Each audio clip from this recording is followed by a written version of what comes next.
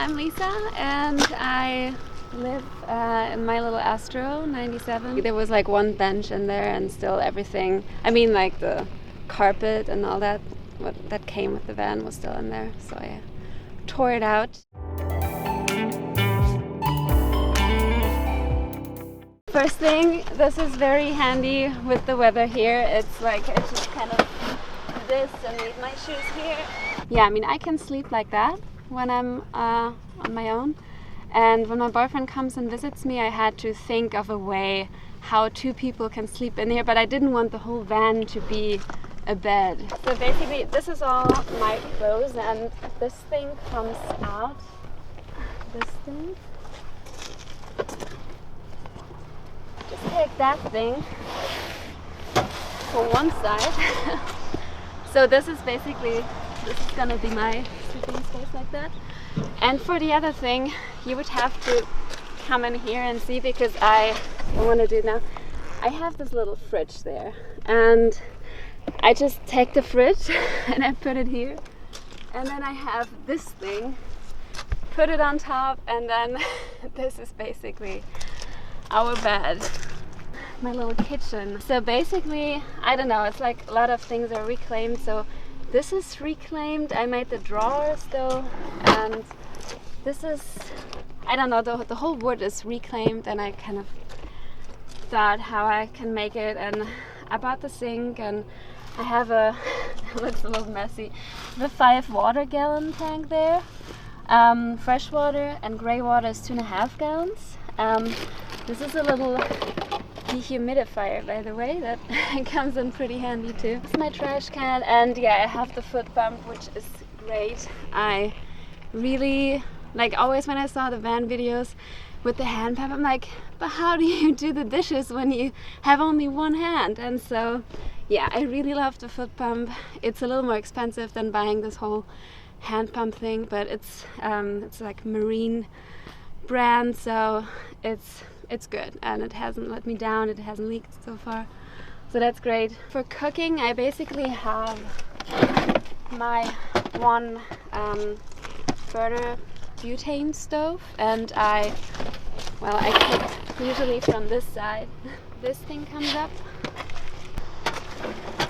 and yeah, usually like that, so when the window pops up, and then my little fan blows out everything. Because that all the way in the back I have a smoke detector and carbon monoxide detector, and that thing is really, really sensitive.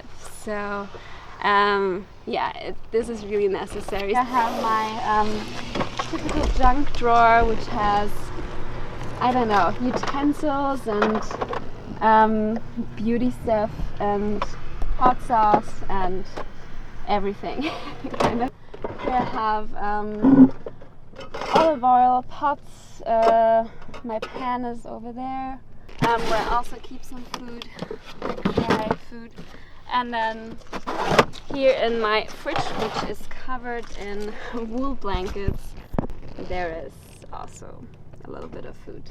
For the winter, I have a heater, the famous Olympian Wave 3 heater.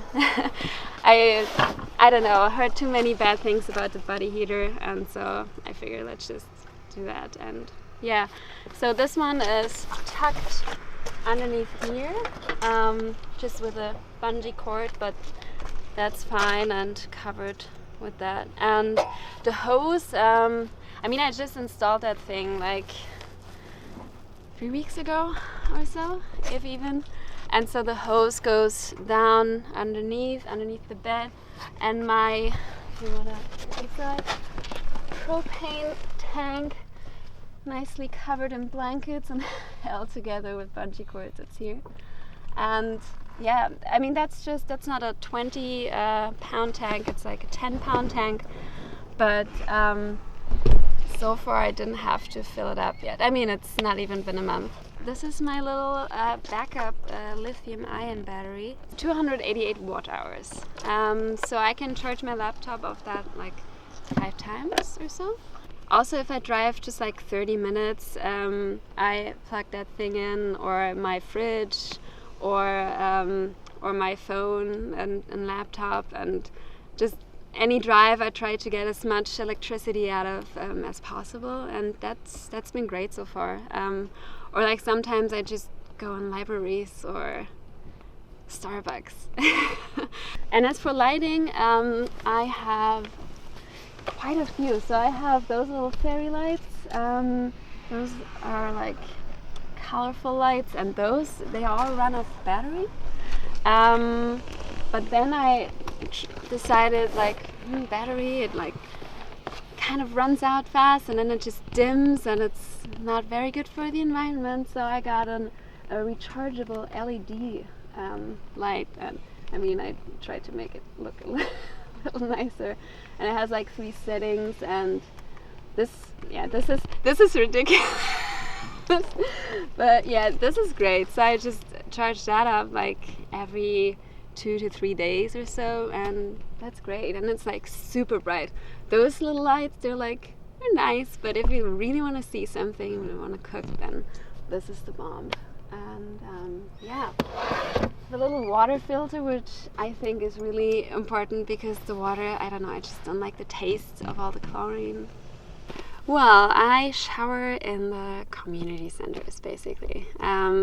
So I mean it's different in every city. In Vancouver, you pay like, I don't know, around like $40 a month, and then you have the fitness center. You can go swimming. There's so many pools. There's even jacuzzis there, and in some fitness centers there's a steam room, especially the one closest to my work, so I just go to the steam room too. And I mean, I don't work out all the time, but yeah, so that's really great. And I just have my shower bag always ready with the towels and all my shower stuff, and a bathroom or washroom. I have a pee bottle, which is great. I mean, yeah, use it almost every day. And I mean, and then there's restrooms everywhere, like any kind of restaurant, or you know, the Starbucks, McDonald's, A&W, Tim Hortons, you name them all. Or in parks, usually the bathrooms are open at 7 in the morning, and so that's all fine. And you just kind of park.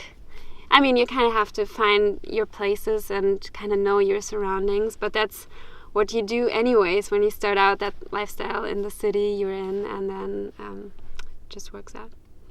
So why do you live in a van? I found out about this lifestyle through YouTube, obviously, through tiny houses originally, and just thought like, yeah, that sounds pretty cool. And since I then just made my driver's license, I kind of had the process of like, well, yeah, now I actually could do that because now I'm gonna have a driver's license. And so yeah, I just built up over the course of a couple months. And I mean, yeah, Vancouver, I thought it's the best city to do it because you just save so much money because Vancouver is just so expensive, and it really allows me to have a little more of a relaxed life here. I'm just here on a work and travel visa, by the way. Yeah, and so I don't have to, like, the time I'm here, work away 40 hours a week and just barely make it, I guess.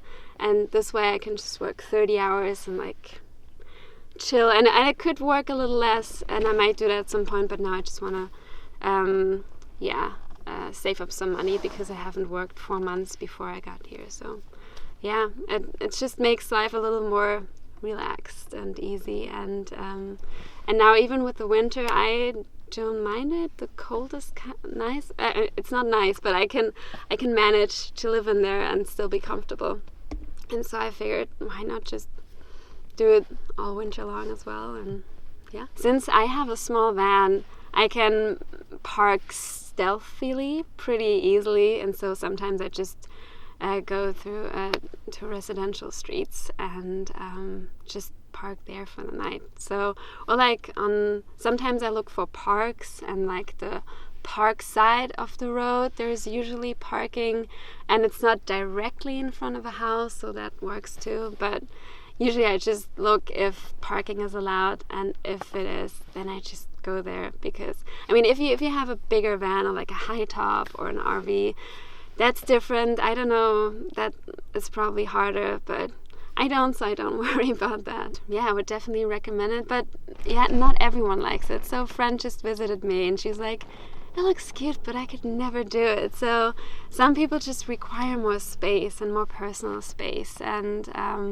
some people, maybe not, don't want to give up on some luxury. So you have to be kind of, go out of your comfort zone and be like, well, I guess that's just gonna be, you have to adapt. I think adaptable people would do fine here, because after a while you just know how it goes and you get used to it. And and like adventurous people who work remotely, that's really the best, because then they can also travel, like, you know, that's that's the perfect scenario. Other than that, it's really great to like when I have a weekend or like 3 days off or a little more, then I can just figure out like, okay, now I want to go there, and I don't have to worry about, okay, where am I gonna stay, hotel, Airbnb, nothing like that. You can just, you don't even have to pack anything. You just go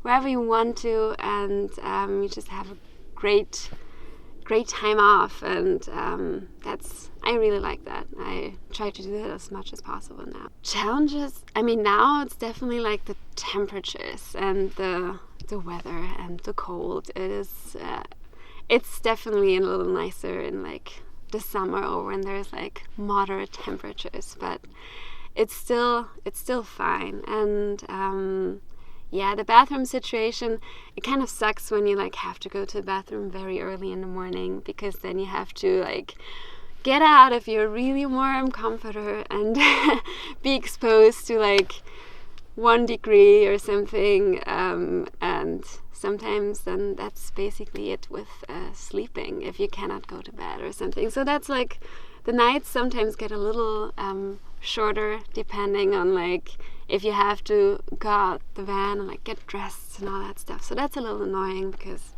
in a house, that's obviously just, you just go.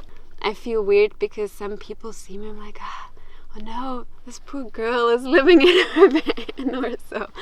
But like at work, when I talk to my colleagues and I'm open about it, they're just really interesting. But they're still kind of like, oh God, it's so cold, what do you do? And I just have to like, it's all good, don't worry about me. So yeah, like the perceptions of other people are interesting, and like, but at some point you just start to care less about that, and just, that's how it is. Don't worry about me, I'm fine. Just do whatever suits you, and not try to do any like fancy, like try not to copy any fancy setups or something like that. Just see what space you need, like how you need it to be. If you want the windows, then keep the windows, and don't like, listen to people like, oh no, it's getting cold, whatever. Just, I don't know, just listen to your gut feeling about how you want to build it out. And it takes a while to set it up and have it all ready to be lived in, but just stick with it, and it's gonna be worth it. Think about as much space you can get out of every corner as possible. Like, you have to be really depending what kind of van you have. If you have a Sprinter, then you have more space, but still, like, space is really crucial, and try to get all the little creases and corners, and use them wisely. Go with the flow, and like whatever life puts in front of you, just make the best out of it, and it's gonna work out somehow. That's what I think. Like, sometimes a little hard, but everything is gonna work out somehow, and some things probably just happen for a reason, and then just to make you a little more relaxed about the situation, if it's good or bad. Usually it's bad when you're like, but it's gonna be fine. I just started a YouTube channel a few weeks ago, so it's just Lisa somewhere on YouTube, and yeah, I like recently posted a lot about like little trips and hiking, but I'm also going to be posting like regular van life advice and everyday life, because that's how it usually is. Hey everyone, thanks for watching. Make sure to like this video and hit that subscribe and ring that bell button. Right now, a playlist is popping up where you can actually continue watching on this channel all the alternative dwellings that I've had the pleasure of going and documenting. As well as I'd highly recommend you guys go check out my van build that I'm doing on my vlog channel, and the link to that is in the description as well. So thank you all for watching, and stay tuned because every single Monday I upload a video here on this channel of another alternative dwelling at 7:30 a.m. Pacific Standard Time. So I'll see you guys then.